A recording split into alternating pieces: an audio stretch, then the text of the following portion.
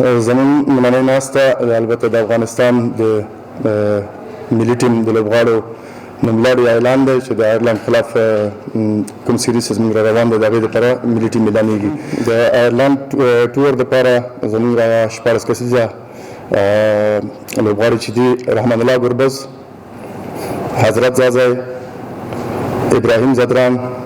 البته په ابراهیم زدران ترڅنګ موږ سره عثمان غني هم آپشن و، خو که آیرلند کنډیشن ته وګورو په آیرلند کنډیشن کې یو وکټ چې دي بونسي لږ او دغلته ابراهیم زدران شو تقریبا پوره سیزن په انګلند کې کرکټ کړی و، نو موږ هغې ته لږ پرایورټي ورکړو ابراهیم زدران.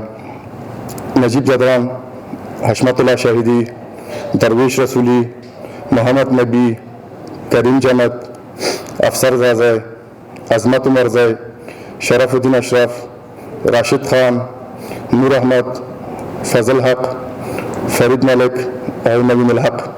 البته د مجیب زدران باره کې به ووایو چې د مجیب زدران کوم د یو کې ویزه چې دی تر اوسه پورې نه ده راغلی، نو موږ سره په ریزرف کې دی. په ریزرف لوبغاړو کې موږ سره قیس احمد، عثمان غني، نجات مسعود او مجیب زدران دی.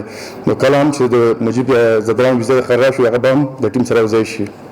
ما دستاوردی که در سال که فعلا جریان داره دستاوردهایی که ما داشتیم عبارت از تور که ما در قطر داشتیم خلاف ندرلند که 3-0 ما در مسابقه 50 شکست دادیم که اولین بار است که ما واید واش میکنیم تیم ندرلند که جزء امو مسابقه سوپر لیگ یا رایابی جام جهانی 50 است.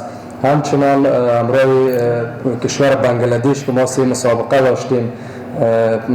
بنگلادش شما میفهمید که در کشور خود تا استرالیا و نیوزیلند و دیگه کشورهای اروپایی و آمریکایی که میان وار شکست میده. خوشبختانه ما توانستیم که 10 امتیاز مهم از بنگلادش نیز بگیریم و در مسابقه 20 اوره سیریز لیول شد که یکی را بنگلادش برنده شد و یکی را افغانستان. و خلاف زیمبابوه که هم جز مسابقه سوپر اور بود یا رایابی مسابقه 50 اوره و جام جهانی 2023 بود.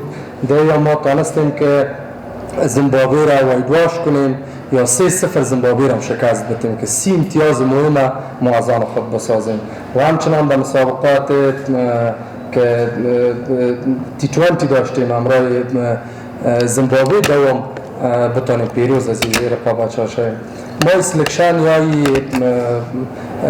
سلکشن که میکنیم به خاطر سفر آیرلند دی ما قبلا هم کمپای تمریناتی داشتیم و از اینی مسابقاتی که انجام دادن بازیکنان ما از 20 از اینی ما توانستیم که سلکشن بکنیم. پژواک خبری اژانس د پیښو ریښتینې هنداره